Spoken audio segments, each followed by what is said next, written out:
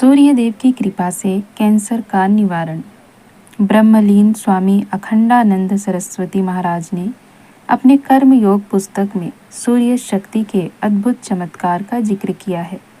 गुजरात धोलेरा गांव के एक सज्जन श्री पृथ्वीराज चूड़ासमा ऋषिकेश आए थे और उनकी भेंट स्वामी जी से हुई। श्री पृथ्वीराज ने स्वामी जी के चरण स्पर्श करके आशीर्वाद हेतु प्रार्थना की। स्वामी जी ने पूछा, आपका ऋषिकेश आने का क्या प्रयोजन है? श्री पृथ्वीराज ने कहा, मरने के लिए। श्री स्वामी महाराज ने कहा, अर्थात? श्री पृथ्वीराज ने कहा, स्वामी जी महाराज, हमें अंतिम स्टेज में ब्लड कैंसर है और डॉक्टरों ने जवाब दे दिया है कि मेरे बचने का कोई आशा नहीं है। इसीलिए मेरी अंतिम इच्छा है कि मैं ऋषिकेश में मृत्यु की शरण में जाऊं। जीवन व न सुधरा तो कोई रंज नहीं, मृत्यु तो सुधरे। रेवा तटे तपः कुर्यात मरणम जाह्नवी तटे। स्वामी जी महाराज ने कहा, अगर ब्लड कैंसर ठीक हो जाए तो? श्री पृथ्वीराज ने कहा, जीवन पर्यंत ऋषिकेश में ही रहूंगा, घर वापस नहीं लौटूंगा। स्वामी जी ने कहा, मेरी दवाई निःशुल्क है, पर एक बात ध्यान में रखना कि गुरु वैद्य और औषधि पर विश्वास ना हो तो रोग ठीक नहीं होता है, चाहे वो भव रोग हो या भूत रोग हो। शरीर का रोग यानी भूत रोग से अर्थात है शरीर का रोग। श्री पृथ्वीराज ने स्वामी जी के चरण पकड़ लिए और कहा, तारो या मारो, मुझे आप में पूर्ण विश्वास है। स्वामी जी महाराज ने कहा, माँ गंगा में स्नान करके माँ की रेती में लोट पोट होना और सूर्य नारायण की किरणें समग्र शरीर पर पड़े, इसी तरह तट की रेती में खुले शरीर लेटना और गायत्री मंत्र जपते रहना। मूंग और चावल के अलावा कुछ मत खाना, बस यही मेरी सर्वोत्तम औषधि है। पृथ्वीराज ने कहा, स्वामी जी कल से ही प्रारंभ कर दूंगा। स्वामी जी महाराज ने कहा, बाबा काली कमली वाला अन्न क्षेत्र में से भिक्षा लेकर शाम सुबह भोजन कर लेना।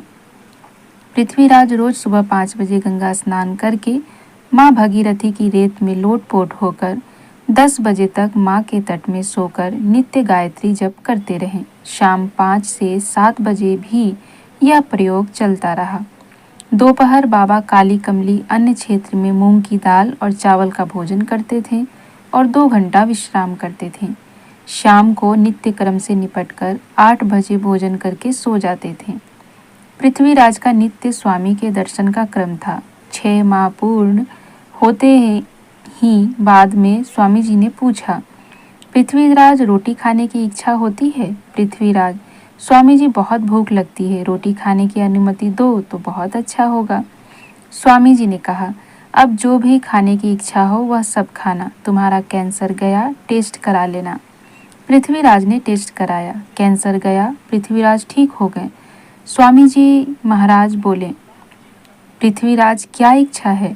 पृथ्वीराज रो पड़े, स्वामी जी संन्यास दीक्षा दो, अब घर जाना नहीं है, घर वालों के लिए मैं मर चुका हूँ। स्वामी जी ने संन्यास दीक्षा दी और स्वामी प्रेमानंद नाम दिया।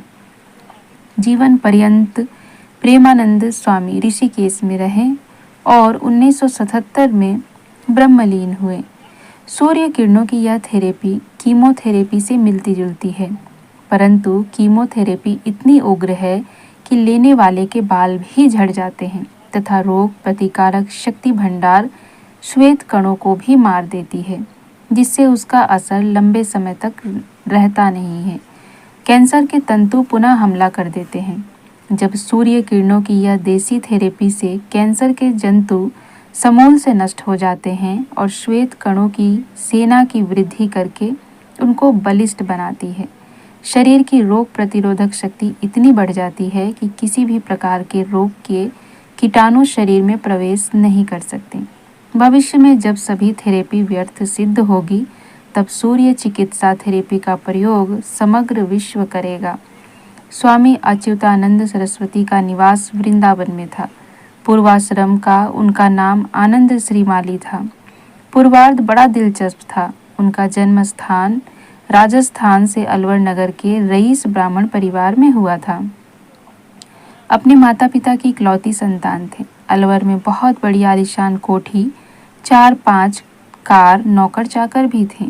मैकेनिकल इंजीनियर पुत्र का विवाह धूमधाम से हुआ। विवाहित कन्या अति सुंदर और स्वभाव से शालीन थी। विवाह के 7 वर्ष बाद 2 पुत्र का पिता बना। जमीन जायदाद की अधिक ताब थी। अच्छा खासा धंधा था। परिवार में आनंद के फव्वारे से उड़ते थे। आनंद अपने परिवार के साथ 4 धाम यात्रा को अपनी कार से निकला। उस समय में सड़कें नहीं थी, ठीक नहीं थी, पर आनंद साहसी युवा था। उत्तरकाशी गंगोत्री से सहसा घनघोर वर्षा होने के कारण वातावरण ठंडा सा हो गया था। समय दोपहर के 2 बजे थे, पर घनघोर अंधेरा छा गया था।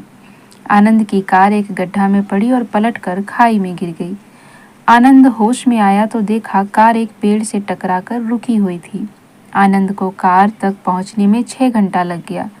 कार को जब देखा तो आनंद बेहोश हो गया। परिवार के सभी सदस्य मर चुके थे। होश में आया तो मिलिट्री अस्पताल में था। गंगोत्री में ही सबके अग्नि संस्कार करके आनंद घर पहुंचा। घर में सन्नाटा छा गया, जैसे घर खाने को आ रहा था। रिश्तेदार आते आश्वासन देते। आनंद का चिंतन चला, किसके लिए जिए। किसी को कुछ भी बताए बिना सब समेट कर वृंदावन आ गए। वहाँ श्रद्धेय देवराहा बाबा, उड़िया बाबा के सत्संग का लाभ मिला। संन्यास दीक्षा ली। श्रद्धेय देवराहा बाबा ने स्वामी अच्युतानंद नाम दिया। स्वामी अच्युतानंद का शरीर कोढ़ी होने लगा। कोढ़ का प्रभाव दिन प्रतिदिन बढ़ने लगा। श्रद्धेय देवराहा बाबा ने देखा और कहा कि कोई चिंता नहीं है, कोई चिंता की बात नहीं, तू ऋषिकेश चला जा। माँ भागीरथी में स्नान करके गोमय और गंगा मैया की रेती का शरीर पर लेप करके मैया की गोद में सुबह 4 बजे से 10 बजे तक सोते रहना और गायत्री महामंत्र का जप भी करते रहना। सविता देवता और माँ भागीरथी की कृपा से तुम्हारे कोढ़ ठीक हो जाएंगे। माँ भागीरथी की कृपा से सूर्य शक्ति के माध्यम से स्वामी अच्युतानंद महाराज के कोढ़ संपूर्ण रूप से ठीक हो गए। तो ये थी वह उदाहरण जिससे आपको ज्ञात होगा कि सविता और सूर्य की शक्ति एक मनुष्य के जीवन पर किस प्रकार से पड़ती है। फिर चाहे हमने वो पृथ्वीराज की कहानी सुनी या फिर हमने अच्युतानंद जी की कहानी को जाना। सूर्य चिकित्सा, सूर्य थेरेपी एक बहुत बड़ी चिकित्सा है जिसे गुरुदेव ने कहा है कि आज लोग इसे नहीं मान रहे, लेकिन भविष्य में सभी थेरेपी को मानेंगे। सूर्य चिकित्सा का प्रयोग विश्व करेगा, पूरा विश्व करेगा। आज बहुत हद तक लोग इसका अनुसरण भी कर रहे हैं। हम यहाँ पर बात कर रहे हैं सूर्य चिकित्सा और सूर्य साधना के विषय में। सूर्य की किरणें कितनी महत्वपूर्ण होती है और कैंसर जैसी बीमारी को केवल गंगा के तट पर उसकी रेती में लेटकर और गायत्री मंत्र का जप करके कैंसर जैसी बीमारी को भी दूर भगाया जा सकता है। साथ ही साथ आपने अच्युतानंद जी की कहानी सुनी कि उन्होंने अपना कोढ़ भी सविता देवता, गायत्री मंत्र और गंगा मैया की गोद में ही ठीक किया है।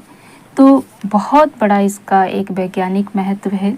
जैसे कि छठ व्रत में भी ये जो 4 दिनों की प्रक्रिया होती है, खासकर गंगा मैया के साथ सूर्य की किरणें जब डूबती है, सूर्य जब उगता है, सूर्य जब डूबता है, उनकी किरणों को अपने शरीर पर डालना, गंगा में खड़े रहना, पानी में खड़े रहना, पानी में नहाने के बाद अपने शरीर को भीगा हुआ रखना और उस रेती में खड़े होकर सूर्य की ऊर्जा को लेना, यह पूरे शारीरिक प्रक्रियाओं को ठीक करता है।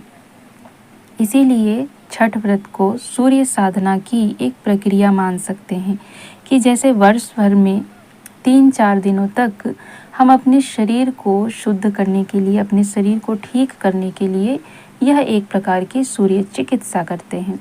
तो बहुत से लोगों को ये बात समझ में आएगी कि जितना गायत्री मंत्र हमारे लिए एक कल्प वृक्ष है, उतना ही हमारे लिए सविता की किरणें और माँ गंगा का भी हमारे जीवन में उतना ही महत्व रखता है।